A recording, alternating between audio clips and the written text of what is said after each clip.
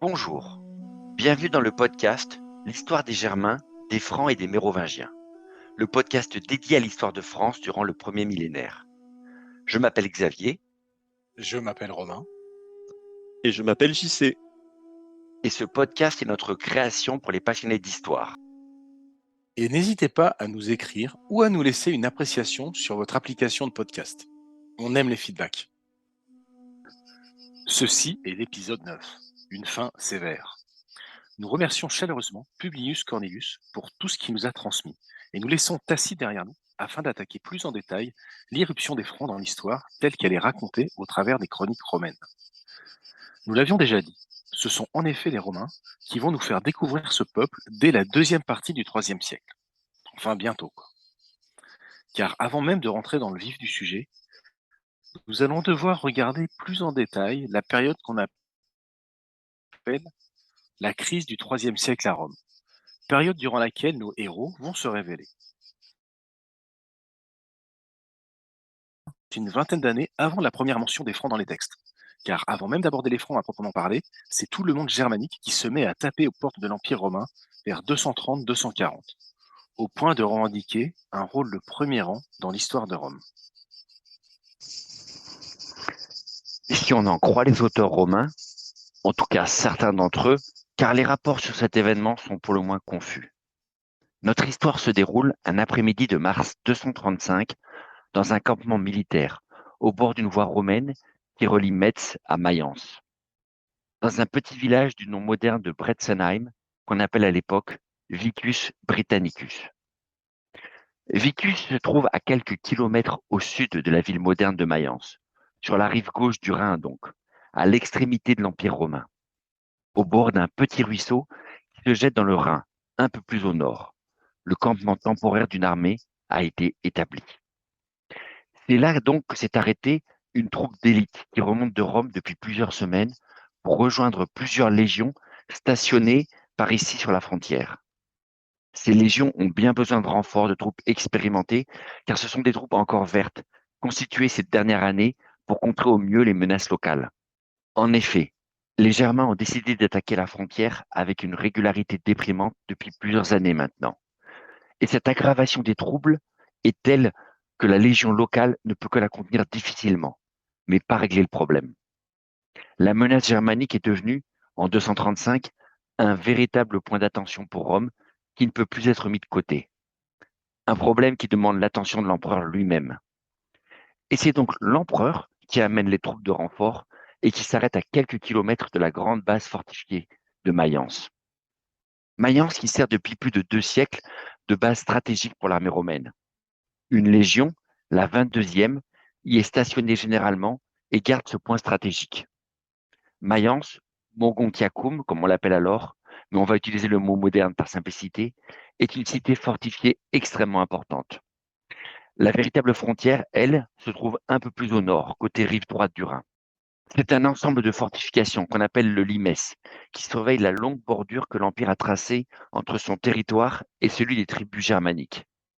Et juste derrière cette ligne, on trouve la grande base de Mayence qui contrôle et pilote toute la région comme quartier général des troupes romaines. Une large bande de terre de milliers de kilomètres carrés qu'on appellera désormais les champs d'écumates et qui correspond à peu près aux landes du Bade-Wurtemberg actuel.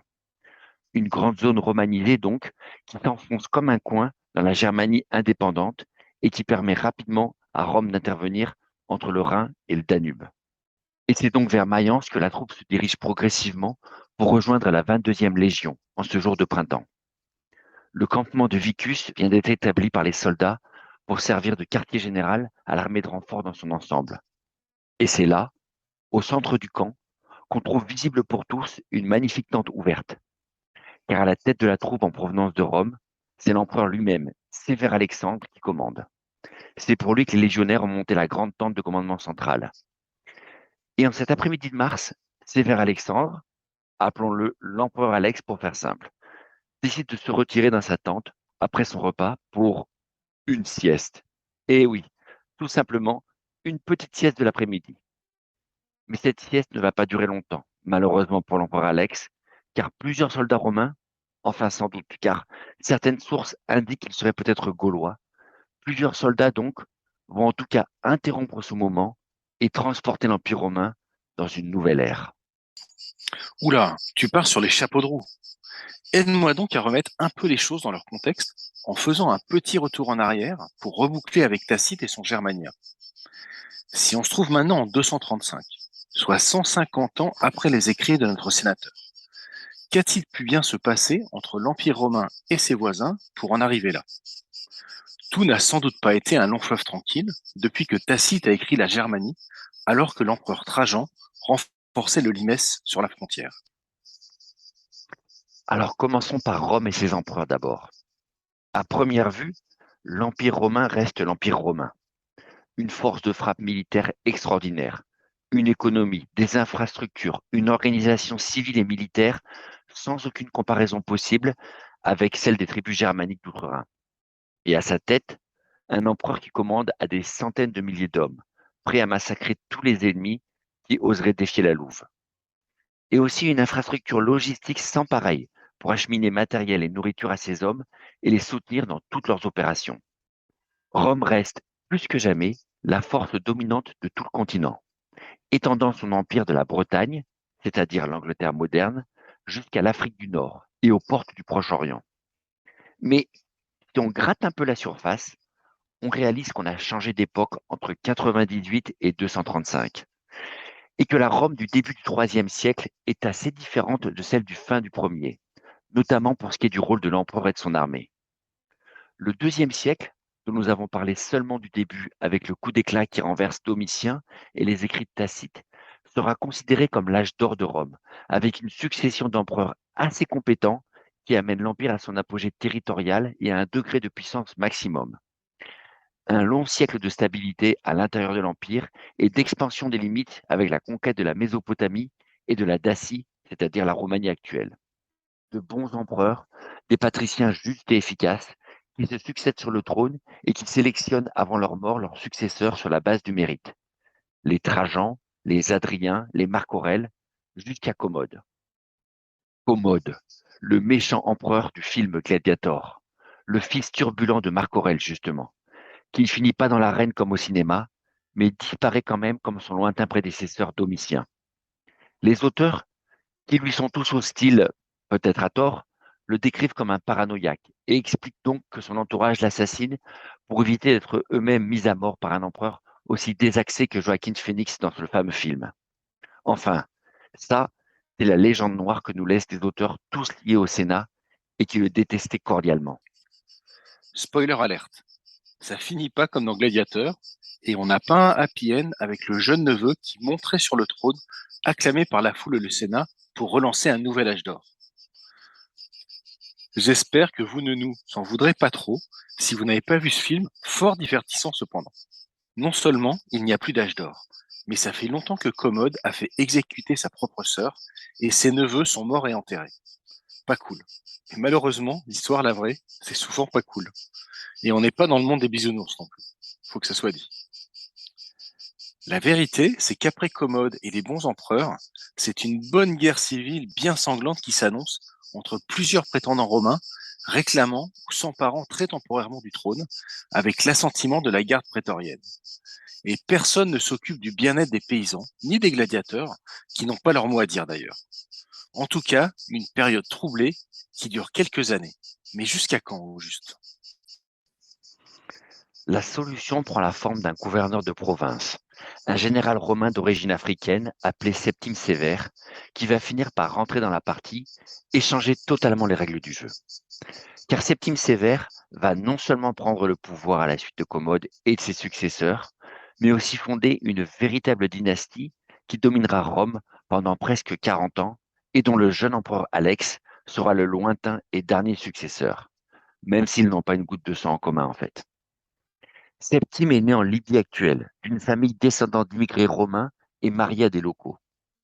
Même s'il descend d'une famille de patriciens émigrés en Afrique, Septime restera culturellement attaché à sa province d'origine et ne se sentira jamais vraiment romain pour être sincère. Et ses troupes non plus, car les légions qu'il commande en Pannonie, c'est-à-dire autour de l'Autriche et de la Slovaquie actuelle, viennent aussi de province, en l'occurrence d'Illyrie et de Thrace, c'est-à-dire des Balkans modernes pour faire simple. Autant dire loin, très loin de Rome. En réalité, la plupart des légionnaires de la fin du IIe siècle, et notamment ceux des légions de Septime Sévère, n'ont jamais vu Rome, et se fichent pas mal de savoir qui compose le Sénat ou occupe les postes impériaux. La plupart d'entre eux sont des soldats qui veulent être payés pour un travail dangereux et pénible, qu'ils réalisent sur une frontière militaire. Et tout ce qui peut bien se passer sur le Palatin n'a franchement que peu d'importance pour eux. Quand notre général apprend la chute de Commode du fin fond de sa province et la mise sur le trône d'un notable romain, un certain Didius, qui a littéralement acheté le poste en corrompant les prétoriens, Septime Sévère comprend qu'une opportunité extraordinaire s'ouvre devant lui. Notre général décide d'aller devant ses troupes et commence à leur vendre le fait que ce Didius ne règne que parce que quelques soldats trop payés et arrogants vivent à Rome et en ont décidé ainsi, et que ces soldats, les légionnaires de Pannonie, sont tout autant aguerris et 10 fois plus nombreux que les prétoriens. Quand ces hommes commencent à écouter Septime Sévère, il ne leur faut pas longtemps pour se dire que rien ne justifie qu'ils tolèrent plus longtemps une absurdité pareille. Et c'est ainsi que Septime Sévère, le Libyen, va s'imposer à Rome comme empereur, en jouant la vraie carte dont il dispose, sans aucun égard pour toutes les traditions et les usages séculaires de Rome. Une carte qu'on peut résumer par j'ai la plus grosse armée. Qu'est-ce que ça peut faire que ni ma famille ni la leur ne soient pas romaines pure souche?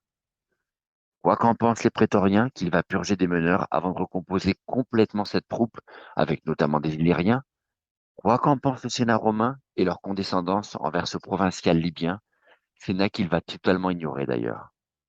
L'argument j'ai la plus grosse armée à proximité a son petit poids quand même. Et Septime Sévère ne se sent pas obligé d'enrober cette vérité d'un quelconque vernis alors qu'il impose son pouvoir et sa dynastie pour les années à venir. Bref, Sévère, il n'était pas commode. Oui, désolé, je pouvais pas la louper. Mais s'il s'agit juste de celui qui a le plus de légionnaires proches de Rome avec lui, pourquoi d'autres alors n'ont pas profité plus tôt de cette faille de sécurité? Après tout, ça n'a jamais manqué les légionnaires. Et la solde ou les tribunaires ont toujours été une façon d'avoir l'armée à ses côtés. D'autres ont bien dû avoir la même idée que Septime. Oui, pas mal d'autres d'ailleurs. Sans doute les racines du mal étaient déjà là depuis longtemps, et Septime Sévère a simplement su être l'homme qui tombe à pic, le bon candidat pour la bonne situation. Parce que il serait inexact de laisser penser que la seule crise qui définisse l'Empire romain au tournant du IIe et du IIIe siècle est une crise du pouvoir militaire.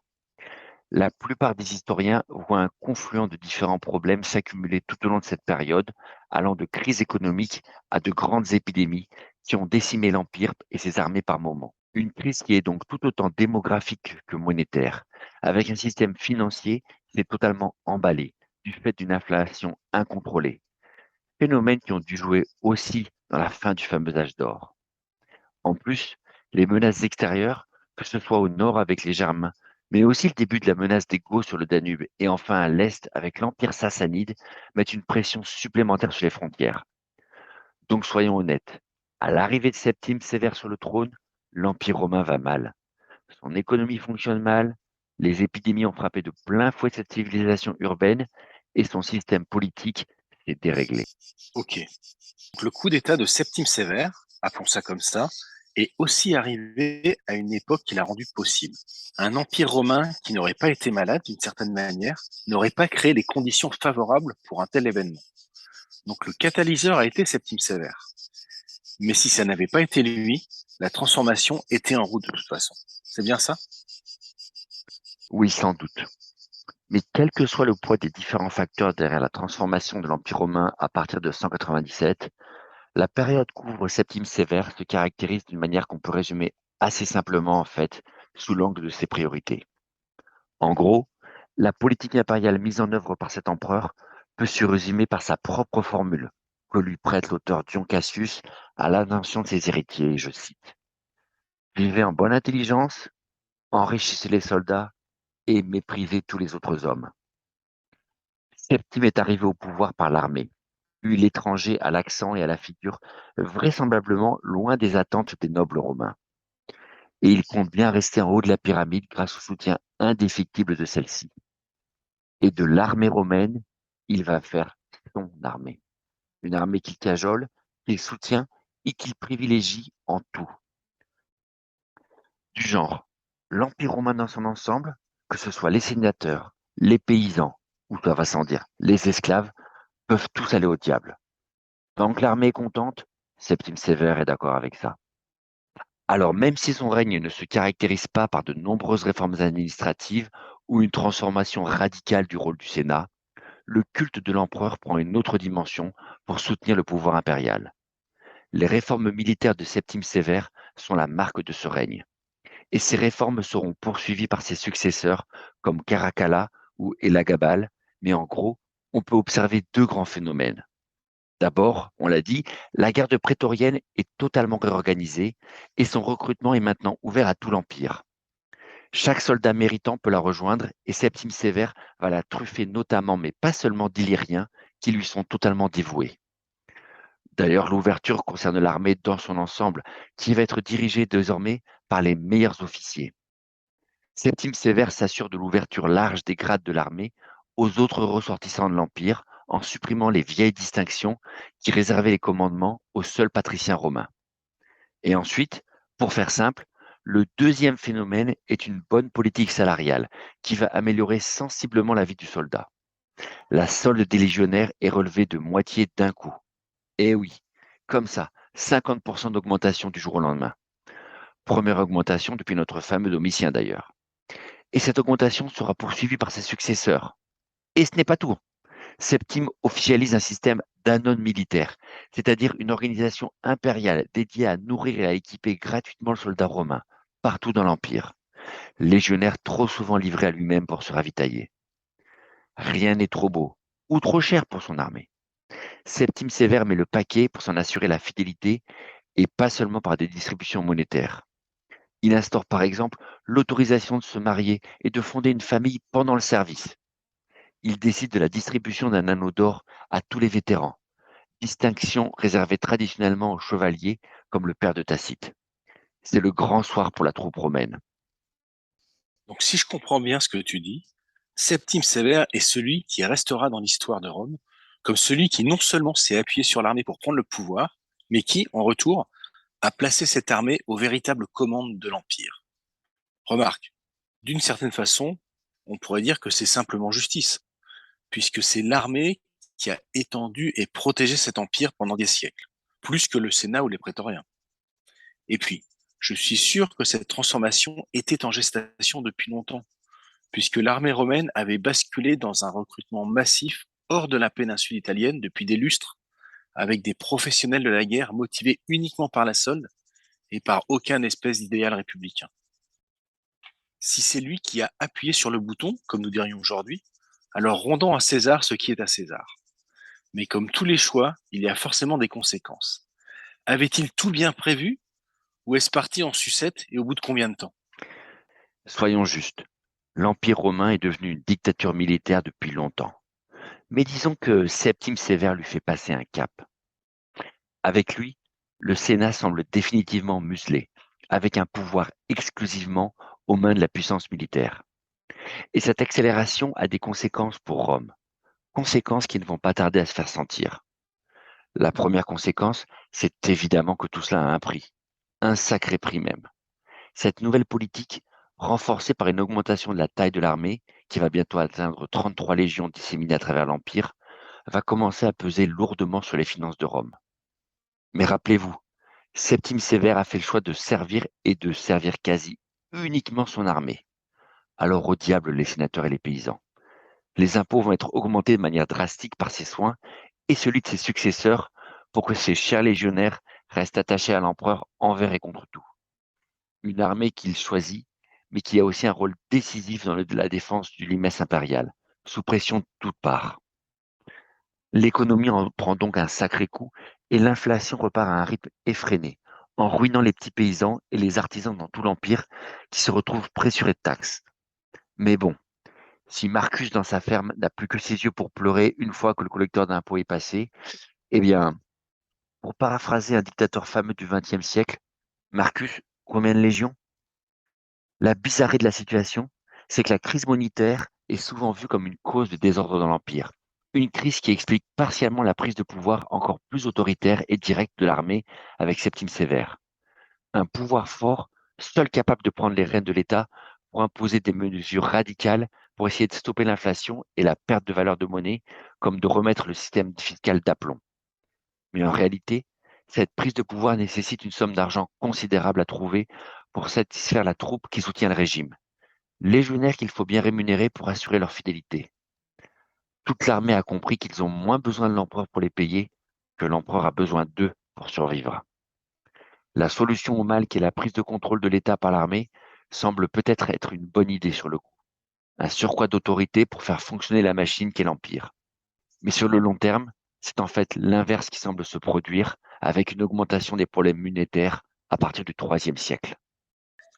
Donc, en plus de coûter un pognon de dingue de base pour acheter la fidélité des légionnaires, la machine économique part en vrille à partir du IIIe siècle. C'est bien connu. Laisser une inflation incontrôlée, notamment en augmentant rapidement la fabrication de monnaie, et développer un système fiscal injuste et confiscatoire n'a pas toujours que des bons côtés. Bon, je laisse l'ironie à part. En résumé, le régime installé par Septime Sévère, c'est plus probablement un remède pire que le mal, qui va ne faire qu'accélérer la déstabilisation. La deuxième conséquence qu'on va voir exploser à partir de cette année 235 est le règne de l'empereur Alex, c'est la théorie du dentifrice dans le tube. C'est-à-dire, vous ne positionnez pas l'armée tout en haut de l'échelle sociale sans que celle-ci ne prenne la fâcheuse habitude de profiter de ce rôle et ne veuille plus le lâcher. C'est le problème des coups d'État suivis de grandes réformes qui bouleversent la fabrique de la société. Ce qui semblait impossible avant du point de vue des normes culturelles devient possible tout à coup, parce que vous venez justement de détruire ces normes culturelles. L'armée romaine n'est plus un simple outil au sein de l'appareil impérial. À partir du tournant du début du IIIe siècle, elle et ses officiers s'emparent pleinement de leur rôle d'acteurs dans le jeu politique et les leaders ne seront plus jamais de simples exécutants de la politique décidée par le Sénat romain. Ces professionnels de la violence, recrutés et actifs loin du cœur de l'Empire, ont développé une puissance politique et un appétit d'argent et de pouvoir sans filtre, alors que leur attachement moral et culturel à la ville éternelle s'est dissipé au fil du temps. D'accord. Mais encore une fois, cette tendance était déjà en construction depuis l'origine de l'Empire. Le règne de Sévère Alexandre marque-t-il donc un tournant de cette transformation? En fait, cette tendance a été encouragée et accélérée par son aïeul Septime. Quel que soit l'empereur Alex, la réalité va s'imposer à lui. Et cette réalité, plutôt dure à digérer pour lui, est qu'à l'aube d'une nouvelle grande confrontation. Et cette réalité, plutôt difficile à digérer pour lui, est qu'à l'aube d'une nouvelle grande confrontation entre Rome et les Germains, notre empereur contrôle autant l'armée que l'armée le contrôle. C'est bien ça? Oui, c'est l'armée qui contrôle désormais l'Empire. Toute espèce d'illusion sur un Sénat ou une pseudo-république de patriciens qui contrôlerait encore son armée et ses chefs a disparu. Rome a désormais autant à craindre des loups qui rôdent en dehors que des Rottweilers qu'elle a élevés en son sein et qui ne lui obéissent plus que si ça leur chante. Pour terminer ce projet, euh, pour terminer, ce projet de podcast n'a pas pour mission d'explorer en profondeur l'ascension et le déclin de l'Empire romain. Mais avant même de parler des Francs et de leurs exploits, nous devions faire une brève incursion sur la transformation de l'armée romaine avant leur arrivée dans notre histoire. Car ces bouleversements vont changer en profondeur l'Empire romain encore plus sûrement que n'importe quelle tribu barbare pendant les 3 siècles qui lui restent à vivre. On croit souvent à tort que ce sont les barbares qui ont tué l'Empire romain. Mais l'amour du gain et la dérive progressive de l'armée romaine vers une organisation de mercenaires qui travaillent pour eux-mêmes avant tout autre objectif avaient commencé à saper l'édifice bien avant que les Germains ne pillent leur première ville. Et c'est ce que nous allons explorer dès le prochain épisode. Merci d'avoir écouté cet épisode de L'histoire des Germains, des Francs et des Mérovingiens, le podcast dédié à l'histoire de France durant le premier millénaire. N'hésitez pas à nous contacter sur meropodcast.fr@gmail.com et rendez-vous au prochain épisode.